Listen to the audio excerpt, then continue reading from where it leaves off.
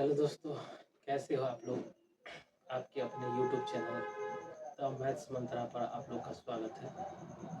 जैसा कि introduction video में बताया गया था कि इस चैनल पर क्लास 6 से क्लास 12 और सीबीएसई बिहार बोर्ड और जनरल कंपटीशन से रिलेटेड वीडियो डाले जाएंगे और यहाँ पे ऑफलाइन भी पढ़ाए जाते हैं।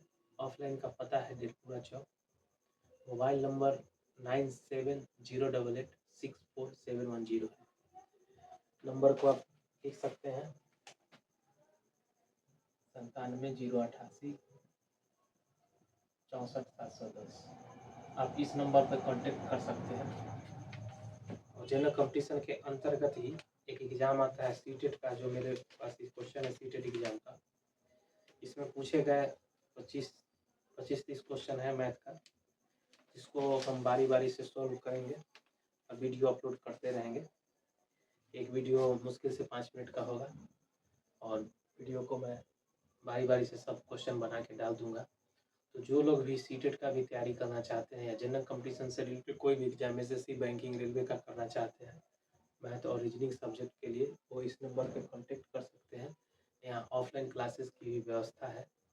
तो चलिए स्टार्ट करते हैं। क्वेश्चन कह रहा है निम्न में से कौन घूर्णन सममिति है परंतु कोई रेखा सममिति नहीं है। ध्यान से समझेंगे, इंग्लिश वाले सुन लेंगे। Which of the following figures has rotational symmetry but not line symmetry? अब यहाँ पे हम लोग समझेंगे सबसे पहले कि घूर्णन सममिति क्या होता है और रेखा सममिति क्या होता है। इंग्लिश में इसको बोला जाता है रोटेशनल सिमेट्री और इसको लाइन सिमेट्री। जैसे कि यहाँ पे 4 ऑप्शन दिया है, इसी से समझेंगे। सबसे पहला दिया है आयत, उसके बाद दिया है समांतर चतुर्भुज, उसके बाद दिया है पतंग,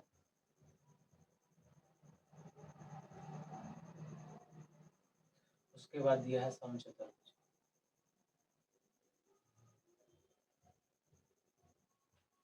ध्यान से समझिएगा।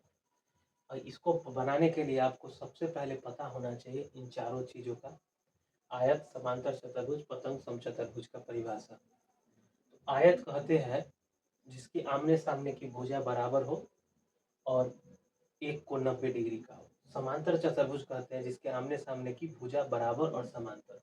पतंग कहते हैं जिसके आसन भुजा बराबर होते हैं, यानी कि बगल वाला भुजा बराबर।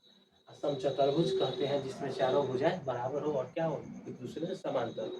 तब समझेंगे, जैसे कि ये आयत है, अगर ये 5 सेंटीमीटर का होगा तो ये 5 सेंटीमीटर, क्योंकि आप आमने सामने की भुजा बराबर होती है। तो ये 4 होगा तो ये 4 सेंटीमीटर। और समांतर चतुर्भुज में भी होता है आमने सामने का भुजा बराबर। ये 5 है तो ये 5 होगा, ये 4 है तो ये 4। पतंग में क्या होता है, बगल वाला बराबर। अगर ये 5 है तो ये बना 5, अगर ये 4 है तो ये बना 4। इस टाइप से रहता है। और उसके बाद समचतुर्भुज में सभी भुजाएं बराबर होती है, जैसे ये 4 सेंटीमीटर 4 सेंटीमीटर 4 सेंटीमीटर होंगे। अब हम लोग समझेंगे सबसे पहले कि घूर्णन सममिति क्या होता है और रेखा सममिति क्या होता है। इन चारों चीज़ों का डिफिनेशन क्लियर हो गया तो हम समझेंगे घूर्णन सममिति यानी कि रोटेशनल सिमेट्री और रेखा सममिति यानी कि लाइन सिमेट्री क्या होता है। समझिएगा, घूर्णन सममिति जो होता है, कोई भी, जैसे कि मान लीजिए कि यह फिगर है, इसके केंद्र को इसके केंद्र को खोज के, केंद्र को मान के इसको घुमाया जाए, ऐसे करके घुमाया जाए। रोटेशनल मतलब क्या होता है, घुमाना। तो घूर्णन मतलब क्या होता है, घुमाना। और घुमाने पर एक या एक से अधिक बार घुमाने पर सेम आकृति प्राप्त हो जाए तो वो रोटेशनल सिमेट्री होगा। क्लियर। इसके केंद्र से इसको घुमाने पर, एक या एक से अधिक बार घुमाने पर समान आकृति अगर प्राप्त हो जाती है तो वो रोटेशनल सिमेट्री। जैसे कि अगर हम इसको अगर घुमाएंगे, इसको केंद्र मान के, तो क्या हो जाएगा,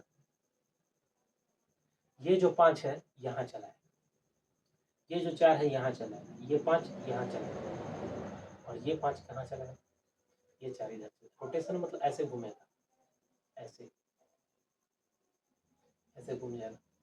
फिर इसको एक बार और घुमाइए, फिर एक बार घुमाइएगा तब क्या हो जाएगा, ये 5 यहाँ चलाएगा, ये ये 5 यहाँ, ये 4 यहाँ, फिर 5 यहाँ, फिर ये। तो आप देख सकते हैं कि इसको हम जब 2 बार घुमाएं, एक ही आकृति बार बोले थे, 2 बार घुमाएं तो समान आकृति प्राप्त हुआ, तो इसका मतलब ये घूर्णन सममिति, इसका मतलब ये क्या है, घूर्णन सममिति।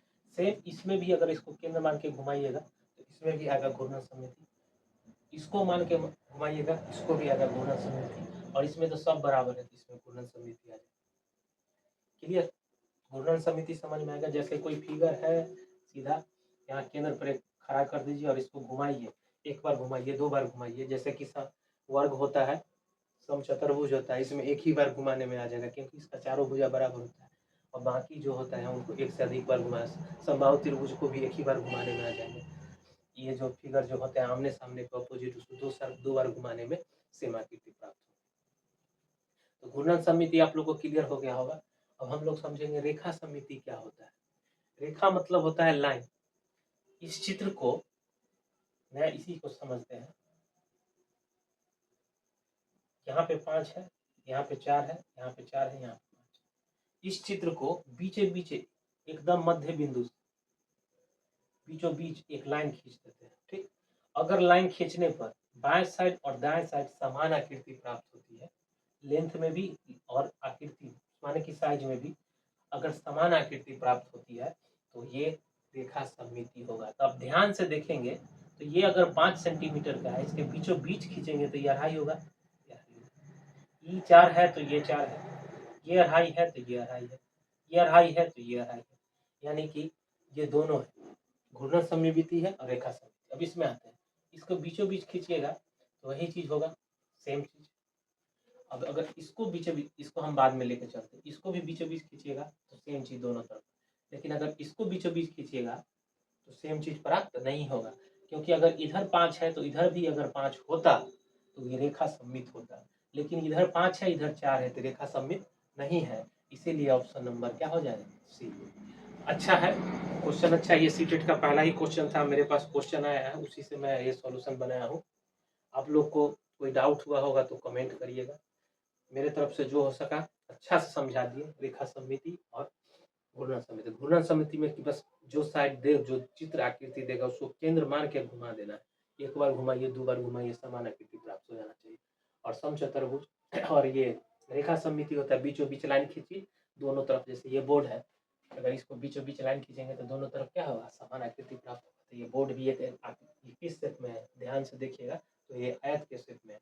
आयत क्या होता है, रेखा सममित भी होता है और घूर्णन सममित भी होता है। चलिए थैंक यू, आप लोग को अच्छा समझ में आएगा उम्मीद करते हैं। और सीटेट बैच के लिए जो अगर मैथ पढ़ना चाहते हैं, जनरल कंपटीशन का कोई भी एग्जाम के लिए मैथ और रीजनिंग पढ़ना चाहते हैं तो इस नंबर पर कांटेक्ट कर सकते हैं आप लोग, और आइए हम लोग मिल के तैयारी करेंगे।